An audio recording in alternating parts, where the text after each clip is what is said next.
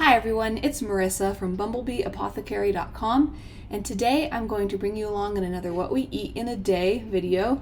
This one is what we're eating on this particular day when we are very, very busy moving. We're just down to the final days of moving. Everything is extremely busy and lots of stuff are packed up. Lots of our things are packed up in the kitchen, so we're down to the bare minimum. Things are crazy, and here's what we're eating in this day.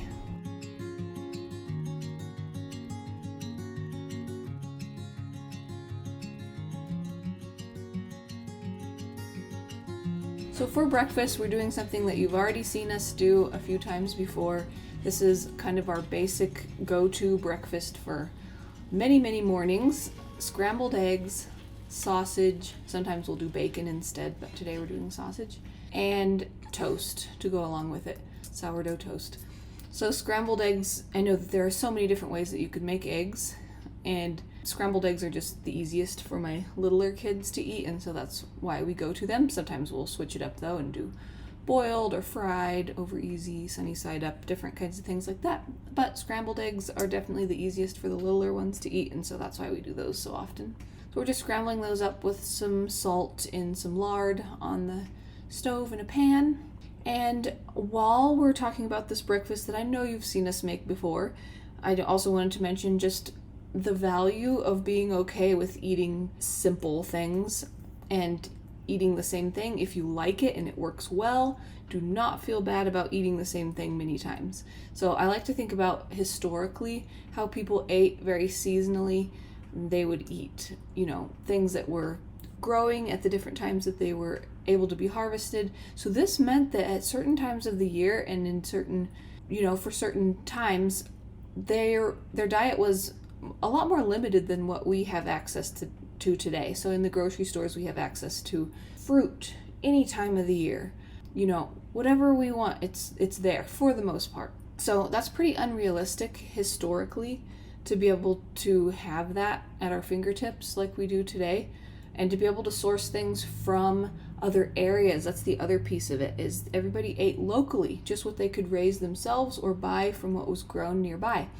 So today, again, we can source things grown all over the world, whatever we want, whenever we want, for the most part. I know it's can be limited more or less, depending where you live and things. But in general, we have access to a lot more things and out-of-season things than people historically did. So my point is that historically people ate very high-quality, locally raised, they grew it themselves or knew who raised it, food that was probably a lot better quality than what a lot of food out there that's available today, even though the variety wasn't amazing. And there's value in that too, and it's okay to eat simply with more just, what you're growing yourself, what's available locally, rather than feeling like you need huge amounts of variety all the time. So hopefully that makes sense, and hopefully that's helpful. I know that thinking that way takes a lot of the stress off of me, knowing that it's okay if we like what we're eating, we're covering all the nutrition bases well, it's high quality, well sourced. It's okay if it's kind of the same a bit and not a huge amount of variety. Dr. Natasha even talks about this too, how you don't really need to worry about that. Just think about how people ate historically, how having access to everything is pretty unrealistic and not always actually the healthiest to be able to have whatever you want, even when it's not in season. It's better to eat seasonally. So anyway, yep, that's what we're doing for breakfast today. Our scrambled eggs, sausage, and our sourdough toast with lots of butter on it. And then our fermented food today, like we oftentimes do, is going to be glasses of milk kefir. For lunch, we are just reheating some leftover stew. This is lamb stew that I made a bit before, so you can see all the fat when it's cold, but that'll melt nicely and blend right in. So just heating that on the stove. You can see our packing box here on the counter. We're living out of boxes.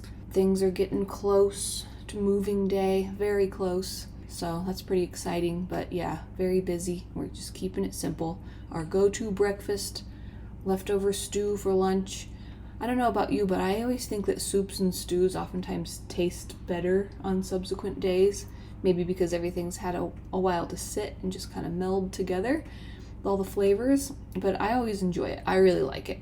And just being good with eating leftovers is a wonderful way to cut down on work and time spent in the kitchen and save money. And yeah, we enjoy it.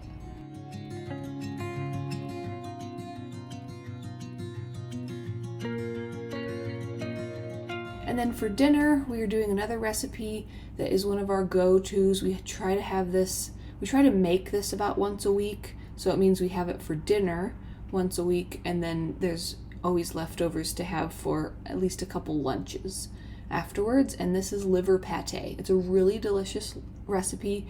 Now, I have a background of being someone who used to not be able to stand liver. I gradually made friends with it over the years because I saw how good it made me feel and all the different health issues that it helped me overcome. So liver and I are really good friends by now, and this liver pate recipe is delicious. All of my kids really like it. My husband likes it. I enjoy it. It doesn't have a organ taste to it at all. It's just full of nice flavors. And yeah, so if anybody is new to organ meats, wants to incorporate them into their diet more often, whatever, I highly recommend this recipe. I actually have the recipe up on my website, so if you want to print the recipe card or whatever, you can do that. It's based on Dr. Becky Plotner's liver pate recipe from her book, Gap Stage by Stage with Recipes. To make this, we are just putting our butter into the cast iron pan, adding some onions, liver, we're doing beef liver, adding mushrooms, salt, pepper, some dill, some mustard powder, some rosemary, letting that all cook nicely and blending it up and going to enjoy it. So something that I like to keep in mind is when we're going through very busy, maybe even stressful times, is to think about what nutrients does the body go through during those times. So one of the things that the body uses up a lot during times of stress and busyness is B vitamins, and liver is one of the best nutritional powerhouses for so many nutrients, but especially B vitamins. So I try to always keep that in the back of my mind when things are very busy, stressful, whatever, as well as just incorporating it on a regular basis, like I said, once a week. Also just keeping in mind, hey, things are busy, my body probably needs some extra nutrition right now. Let's make sure I'm getting liver pate quite a bit right now. And then the other thing that the body uses up a lot is minerals, and that's kind of covered by our mineral salt that we use. We like Baja Gold and Celtic sea salt. Baja Gold is the one that I usually use for cooking, and then I like to add the liquid ocean minerals from the Baja Gold Salt Company to my drinking water all the time. And so those are some of the ways that we like to make sure minerals are staying up, because that's another thing that can get depleted pretty quickly during very busy, stressful times. Oh, the other thing that I forgot to add is garlic. 5 cloves of garlic we add, but like I said, that written recipe is over on my website, bumblebeeapothecary.com. So once everything's in the pan, it just cooks on a lower heat for a while, making sure that those onions are nice and caramelized and soft and sweet. And then it goes into the blender. I just blend it up quickly to make sure it's a really nice smooth consistency, and then get it out of the blender into a glass container right away. And then we're serving this up. We either eat it in little dishes like this. Sometimes we'll eat it with sourdough crackers. Sometimes we'll spread it on sourdough bread. Another way that we like to eat it is to slice a really thick carrot into little slices, so it's like dipping chips, and dip the carrot slices in it. And then we're having sauerkraut for the fermented food along the side. All right, I hope that you enjoyed seeing what we're eating in this busy day today, as well as enjoyed hearing about the tips and things that I like to keep in mind when we are going through busy times, and how we like to make sure to keep certain nutrients up during those times.